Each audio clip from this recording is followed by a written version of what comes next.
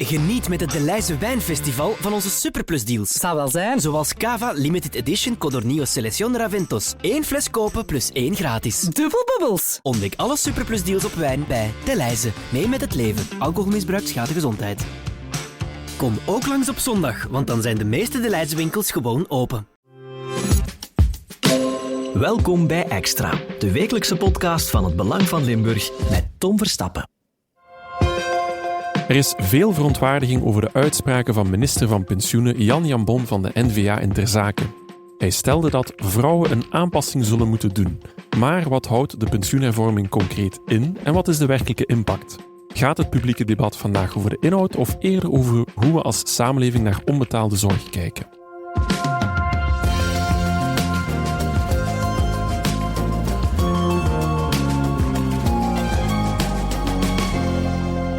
Liliana Casagrande, politiek journalist, en Hanne Wellens, journalist van de economieredactie bij Het Belang van Limburg.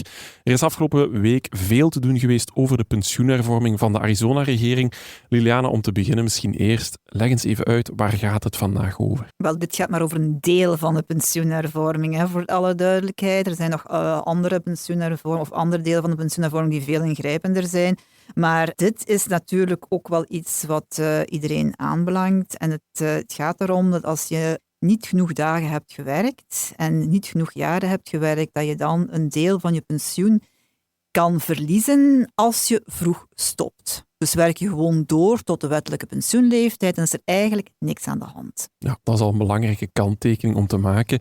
Men heeft ook het aantal dagen dat je moet werken in een jaar opgetrokken. Ja, dat is wat fors opgetrokken. Dus vroeger had je aan 104 dagen genoeg om een jaar te laten meetellen als een loopbaanjaar voor je pensioenopbouw. En dat zijn nu 156 dagen en dat komt dan ongeveer overeen met halftijds werken. Ja, en ook wel belangrijk is, dat wordt retroactief ingevoerd, hè? Ja, die hele pensioenhervorming is eigenlijk grotendeels retroactief. Hè? Ja, dus dat wil eigenlijk zeggen dat iedereen die regels zal moeten respecteren. Ja. Als we dan gaan kijken, stel dat je minder dan 35 jaar gewerkt hebt, dus loopbaanjaren hebt, of je wilt vervroegd met pensioen gaan, wat gebeurt er dan eigenlijk? Wel, dan verlies je gewoon een deel van je pensioen. Dat wordt stelselmatig opgetrokken. Dat begint met zo 2% per jaar dat je inboet. En dat gaat dan in de loop der jaren stijgt dat naar 5% per jaar dat je te vroeg stopt. Dus, ja, dat telt dan natuurlijk door. En als we dan gaan kijken, doortellen, ja. Dan blijkt het ook dat vooral vrouwen meer risico lopen om de zogenaamde pensioenmalus aangerekend te krijgen. Ja, omdat vrouwen vaak niet voltijds werken. Dat is eigenlijk de enige oorzaak. Ja, en de percentages, 37% van de vrouwen heeft het risico daarop. Bij mannen ligt dat 13%, een stuk lager natuurlijk. Ja, daar wil ik ook iets over zeggen, over die 37%. Dat is eigenlijk een cijfer en dat is gebaseerd op zoals het tot nu toe is, hè? Niet zoals het wordt. Dus, maar tot nu was er eigenlijk geen probleem. Als je vroeger stopte, dan moest je maar een klein beetje inleveren. Maar nu word je echt gestraft. En dat wil dus zeggen dat we toch eigenlijk verwachten dat... het is de bedoeling dat vrouwen wel gaan doorwerken. Hè? Dus het is niet officieel zo dat iedereen zijn pensioen zal verliezen. Als je doorwerkt, verlies je je pensioen niet. Ja, dat zijn inderdaad belangrijke nuances. Ja, want die nuance is wel echt zoek in deze discussie, vind ik. Ja, dat viel mij ook op bij een aantal talkshows. We gaan er daar zo meteen ook verder op ingaan. Nu, wat ook blijkt, er is een stuk van Kim de Witte van PvdA. Daar blijkt ook uit dat vrouwen tout court een lager wettelijk pensioen ontvangen dan mannen. Hoe komt dat? Dat gaat altijd om hetzelfde. Hè. Vrouwen werken gewoon vaak niet voltijds. Ze nemen ook jobs aan die misschien minder goed verdienen. Ze nemen meer zorgtaken op zich. Ze hebben waarschijnlijk zelf meer de neiging om te zeggen, ik blijf wel thuis, ik zorg wel voor de kinderen, ik zorg wel voor mijn ouders. En de mannen gaan dan werken en dan krijg je dat soort kloven. Hè. Dat is gebaseerd op je inkomen. Ja, en die kloof is best wel stevig, want in 2023 spreek je over 17% verschil tussen man en vrouw. Hè. Ja, en die is zelfs al gedaald. Hè. Dus het was nog meer. En in absolute cijfers gaat dat eigenlijk over €387 per maand. Dat is nog altijd heel veel, vind ik. Ja, dat is toch een aardige slok op de borrel. Hè? Ja. Een ander ding dat ook op tafel ligt, Liliana, is de beperking van gelijkstellingen. Dat is wat technisch, maar dat gaat er eigenlijk over een periode waarin dat je niet werkt. Die telt op dit moment mee voor je pensioen. Maar daar gaat de regering ook in gaan snoeien. Ja, dat is eigenlijk een hervorming die nog veel ingrijpender is. Dat is al een jaar of 10 geleden of zo, dat daar is echt een focus lag op 2 Waalse vriendinnen. En de ene had haar hele leven gewerkt en de andere als zelfstandige en de andere was heel haar leven werkloos geweest. En toch had degene die werkloos was geweest, die had veel meer pensioen dan haar vriendin. En dat verhaal is echt wel blijven plakken. En dat is waar men nu van af wil. Hè? Want een groot deel van de pensioenopbouw is eigenlijk in dit land gebaseerd op jaren waarin mensen eigenlijk niet hebben bijgedragen. Ja, en een van de speerpunten van de regering is toch wel werken moet lonen. Ja, werken moet lonen. Wat gaat men dan juist veranderen? Het aantal jaren dat meegerekend wordt voor je pensioenopbouw wordt beperkt en je krijgt daar een cap. Dus maximaal mag 20% van die pensioenopbouw berekend zijn op basis van jaren dat je niet hebt gewerkt. Dat is vooral voor werkloosheid. Hè. Dus als je lang werkloos bent geweest, dan ga je dat wel voelen. Ja, dat gaat maar maximaal voor 20% van je loopbaan uitmaken. Ja. Nu, dat wordt ingevoerd vanaf 2031. Ja, we mogen ons verwachten aan nog een stevige discussie, denk ik dan. Ja. Het is nog niet alles is erdoor, hoor. De nieuwe regeling die dreigt dan vooral vrouwen te raken. Hanna, je hebt cijfers opgevraagd bij de Rijksdienst voor Arbeidsvoorziening. Dat is de RVA. Wat blijkt eigenlijk uit die cijfers? Ja, klopt, want er is natuurlijk meer dan de cijfers over het deeltijdswerken. We zien ook dat vrouwen vaker hun loopbaan onderbreken of vaker in een verlofstelsel terechtkomen, zoals medische bijstand of mantelzorg. In het totaal van mensen die mantelzorg opvragen is 70% een vrouw. Dus we zien daar dat vrouwen toch vaker hun loopbaan onderbreken omwille van die zorgtaken. En zoals net al aangehaald bij deeltijdswerk, van het totaal aantal werknemers dat deeltijd gaat werken, is 58% vandaag toch een vrouw. Die kloof is daar gewoon op dit moment nog heel groot. Ja, Hanna, je hebt dan ook gesproken met een aantal vrouwen voor een stuk dat je hebt geschreven. Mm-hmm. Daar heerst best wel wat paniek en toch wel wat onbegrip voor die nieuwe hervormingen. Ja, want wat zij bijvoorbeeld aanhalen is dat het niet echt aanvoelt als een keuze als je in een bepaalde situatie terechtkomt, waarbij bijvoorbeeld jouw man ernstig ziek wordt, palliatief wordt, of waarin jouw kind extra zorgtaken nodig heeft, dan voelen die vrouwen gewoon dat ze daarvoor moeten gaan. Dat ze die kinderen hebben gekregen, dat ze daar bewust voor hebben gekozen, dus dan ook die zorg moeten opnemen, of dat ze bewust voor een partner hebben gekozen, hebben gezegd in goede en kwade dagen, en dat ze daar dan ook volledig voor moeten gaan, volledig voor moeten zorgen. En wat zij dan vaak aanhalen, dat ze beroep doen op bijvoorbeeld zorg aan huis of opvang, maar dat die wachtlijsten vaak zo groot zijn dat ze niet kunnen wachten en het dan opnemen, hun loopbaan daarvoor onderbreken, tijdelijk stilleggen. En dat ze dan nu te horen krijgen dat al die jaren dat zij eigenlijk voltijds hebben ingestaan voor de zorg, waar dat de overheid dan, zeggen ze zelf, nalatig was, dat ze nu te horen krijgen dat de jaren niet gaan meetellen of dat ze mogelijk te maken krijgen met die pensioenmalus als ze vervroegd op pensioen willen. Dat komt natuurlijk wel zwaar binnen. Ja, en dat zijn natuurlijk ook een stukje die gendernormen. Je hebt ook gesproken met prof Eline Jamaers van de U Hasselt.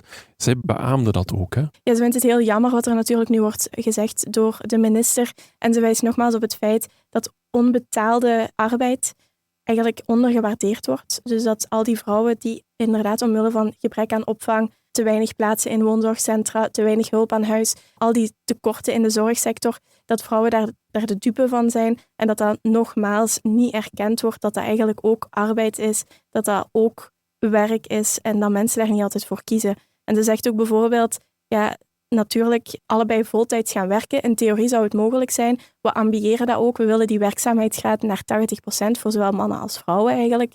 Maar in de realiteit kan dat gewoon niet als je kijkt naar de tekorten bijvoorbeeld in de opvang. Je weet het zelf, je bent ook binnenkort vader. Het is heel moeilijk om een plekje in een crash te vinden. Het is ook allemaal heel duur. Dus ze zegt eigenlijk, in theorie is het mogelijk om alle 2 voltijds te werken, maar in de praktijk, in de realiteit, is het vaak geen optie voor veel mensen. Klopt, het is denk ik niet altijd een keuze. Het is soms echt puzzelen en ook wel wat geluk hebben van een crash vinden bijvoorbeeld, die betaalbaar is voor een koppel. Dat is ook altijd niet zo evident. Ik ken mensen die bijvoorbeeld maar 2 dagen opvang vinden voor hun baby. Ja, dan moet je keuzes gaan maken natuurlijk. Hè. Nu, Hanna, een van de vrouwen waar je mee sprak, dat is verpleegkundige Josje Schrijvers uit Lanaken.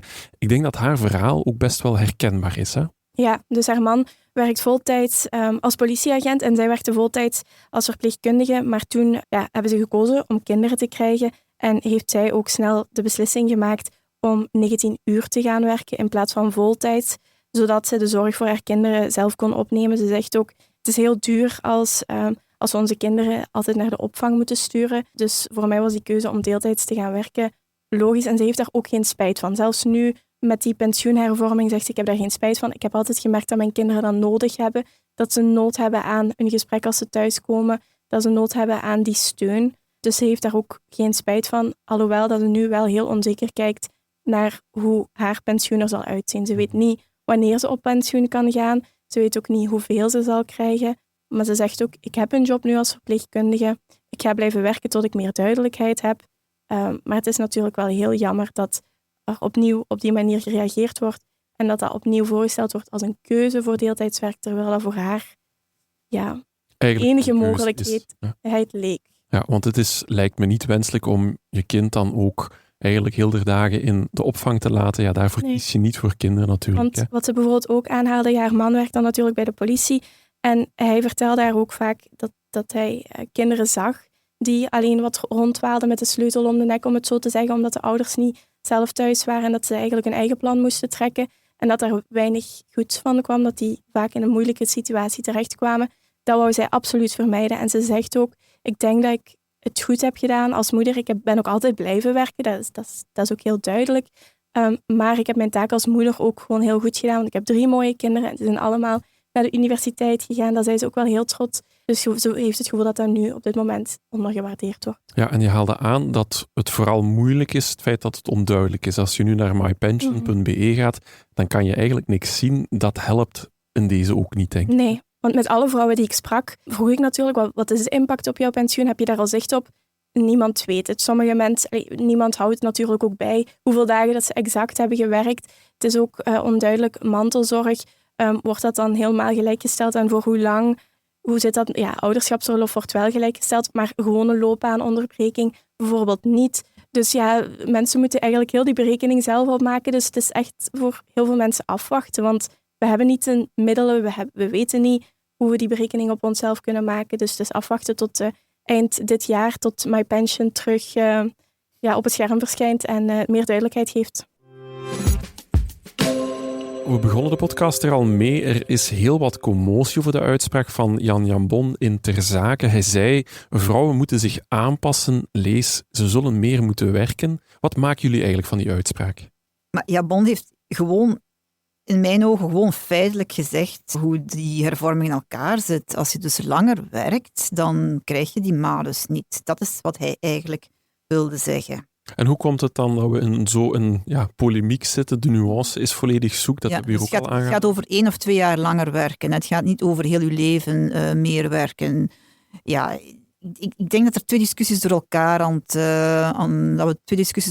het voeren zijn. Langs de ene kant, er is nu eenmaal die malus. Er is trouwens ook een bonus die in januari gestart is, maar daar spreekt niemand over. Daar spreken we niet meer over, ja. En er is de discussie van vrouwen worden geraakt. Vrouwen worden meer geïmpacteerd dan mannen. En dan wordt er gekeken waarom dat zo is. En dan komt die discussie over de zorgtaken. En dat is natuurlijk, zorgtaken, die worden niet financieel beloond in het land. Hè. Ja, want je schreef in de kern daarover, het wordt hoog tijd dat er thuis betere afspraken gemaakt worden. Ja, ik denk dat dit toch wel een wake-up call is voor alle vrouwen. Om eens thuis duidelijke afspraken te maken met de man. Van wie gaat hier minder werken? Hè? Wie is dat? En als het dan afgesproken wordt, dan moet dat ook gecompenseerd worden. Dus vrouwen moeten ook wel weten van als ze minder gaan werken, dat wel impact heeft op hun carrière. Dus dan moeten ze, misschien als je jong bent, denk je daar niet aan. Maar als je wat ouder wordt als ik, of als je wat ouder bent als ik, dan begin je daar wel aan te denken. Dus daar moeten wel heel duidelijke afspraken over gemaakt worden. En ik vind nog altijd dat vrouwen zo wat te makkelijk meegaan van, zal ik het wel doen? Zal ik wel minder gaan werken? Zal ik wel voor de kinderen zorgen? Dat kan net zo goed afgesproken worden met mannen, hè. Vrouwen en mannen hebben ouderschapsverlof. Dat kan toch gewoon, dat kan toch alle 2 mooi verdeeld worden. Ja, dat gaat dan over die gendernormen. En ik denk inderdaad, we hebben dat thuis bijvoorbeeld wel goed doorgesproken van hoe gaan we dat aanpakken. En we proberen de huishoudelijke taken ook zeer goed onder elkaar te verdelen. Maar het is natuurlijk ook meer dan een individuele keuze en die afspraken maken, dat is belangrijk. Maar het is ook een maatschappelijke tendens. Daar wijst professor Jan Maers natuurlijk ook op. Vaak wordt het een heel gemakkelijke economische keuze en het is in veel gezinssituaties nog zo dat de man meer verdient, dat de vrouw iets minder verdient. Ja. En als je dan puur financieel kijkt, dan lijkt het logisch dat de vrouw een stapje achteruit zet. Lijkt het logisch. Maar waarom verdient ook die vrouw minder? Daar begint de discussie. Hè? Die vrouw verdient minder omdat die waarschijnlijk een aantal carrièrekansen aan zich laat voorbijgaan en dat de man thuis voorrang krijgt. Daar begint het. Hè? Want uiteindelijk, als je dezelfde diploma hebt en dezelfde job, dan zou je normaal gezien evenveel moeten verdienen. Voor nu is dat wel het geval, maar vroeger was dat natuurlijk. Nee, de mensen die nu op pensioen gaan, die hadden natuurlijk... in mijn tijd was dat ook al, hoor. Okay. Ja, maar dan zien we ook nog 2 andere dingen. Enerzijds, op de arbeidsmarkt welke profielen vrouwen gaan invullen, zijn ook vaker deeltijdse profielen. Bijvoorbeeld als je kijkt naar de diensten, economie, bijvoorbeeld poetswerk of in de zorgsector zijn ook vaak wisselende Maar mijn uren. poetshulp werkt voltijds. Daar wil ik toch ook wel iets over zeggen. En mijn poetshulp werkt gewoon voltijds. En dat is een zware fysieke job. Die heeft mij vanmorgen nog gezegd van ik kan het niet doen tot aan mijn pensioen. Maar die doet dat wel, hè. Die werkt wel voltijds. Dus dat is op zich een voltijdse job. Ja, maar een harde job, maar je kan dat ook wel voltijds doen. Ja, maar je bent natuurlijk ook wel afhankelijk van de uren die er op dat moment zijn en de gezinnen waar je op dat moment bij terecht kan. En dan tot slot wijst Jan Maers ook nog op het feit dat op de arbeidsmarkt dat die niet helemaal genderneutraal is en dat werkgevers ook sneller vrouwen richting die deeltijdse werkopties gaan duwen. Bijvoorbeeld als je denkt aan zwangerschapsverlof, dat er toch nog vaker wordt gekeken naar vrouwen richting deeltijds werken. Dus dat zijn nog een paar nuances of zaken die ik wou toevoegen. Die moeten tegen verzetten, vind ik. Ja. Je mocht daar niet zo snel in meegaan. Ja, maar ik denk dat het voor niet iedereen zo'n bewuste keuze is om erin mee te gaan. Plus, sommige mensen kiezen er ook voor om te gaan zorgen. En dat is ook nobel, lijkt mij. Dat is zeker nobel. Ja, en ik hoorde ook een uitspraak van Helene de Bruyne. Zij is columnist bij De Humo. Die was zeer scherp. Zij zei eigenlijk dat Jan Bon zei dat wijven met een yogamatje maar harder moeten werken. Ik vond het een vrij ongenuanceerde uitspraak. Ja, dat is niet wat hij gezegd heeft. Hè. Dat was inderdaad niet wat hij zei. Nu, het valt me op dat er toch wel heel erg veel polemiek gecreëerd wordt daar rond. Hè. Gaat het dan over dat we als maatschappij zorgtaken niet waarderen? Of waar gaat dat dan eigenlijk? Ja, daar valt wel iets voor te zeggen. Hè, want als we die zorgtaken allemaal zouden moeten uitbesteden, hè, dan kost dat de maatschappij ook geld. Hè.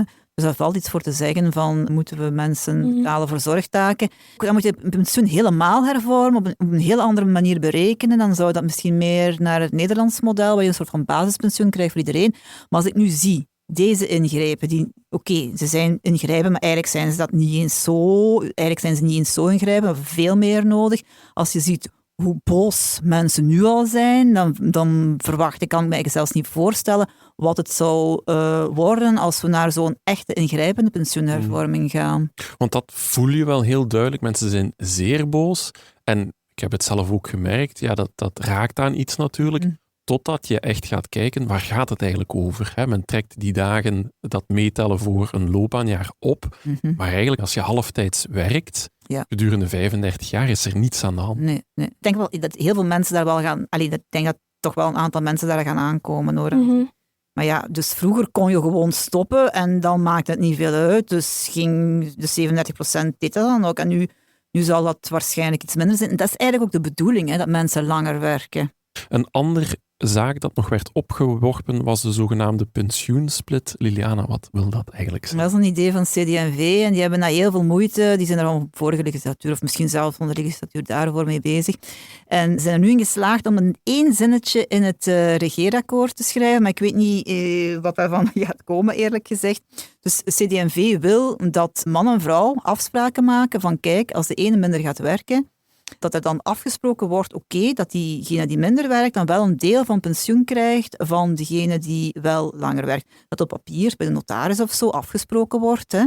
Dus dat er afspraken over gemaakt wordt. Ja, Liliana, maar dat ligt nog niet vast. Nee, dat is gewoon 1 zinnetje in het regeerakkoord en ik wil nog zien wat daarvan komt, eerlijk gezegd. Ja, en de pensioenhervorming zelf, die nu op tafel ligt, die ligt wel helemaal vast. Ja, hè? Dus CD&V heeft vorige week nog gezegd, ik heb nog 5 dagen voor je loopbaan. Als je in een bepaald jaar bijvoorbeeld 1 dag tekort hebt of een paar dagen tekort, dan ga je een soort van joker inzetten. En CD&V heeft daar vorige week nog heel hard voor gepleit om die op te trekken. En ze hebben daar ook in de pers allerlei uitspraken over gedaan, maar vrijdag waren ze dan toch eens en binnen de regering is die pensioenhervorming gewoon goedgekeurd. Dat was eigenlijk sneller dan verwacht. Sneller dan ik had verwacht. En zo is er een nieuwe kameel geboren. Dit is geen kameel, dit is wel beter gestructureerd in btw-hervorming. Ik denk dat die pensioenhervorming 800 bladzijden dik is. Dit is niet 's morgens om 5 uur beslist, dus die vergelijking kan je echt niet maken. Ook iets genuanceerder. Liliane en Hanna, hartelijk dank voor jullie deskundige uitleg. Ik onthoud vooral dat de hervorming van de pensioenen noodzakelijk is en dat het vooral belangrijk is om met enige nuance dit gesprek aan te gaan. En dat je thuis moet discussiëren. En dat je thuis goede afspraken moet maken. Dat voegen we nog toe, Liliana. Wil je thuis op de hoogte blijven van dit en ander nieuws, dan kan dat via de HBVL-app. Dit was Extra, de wekelijkse podcast van het Belang van Limburg. Bedankt voor het luisteren. De credits van deze podcast vind je op hbvl.be of in de HBVL Nieuws-app.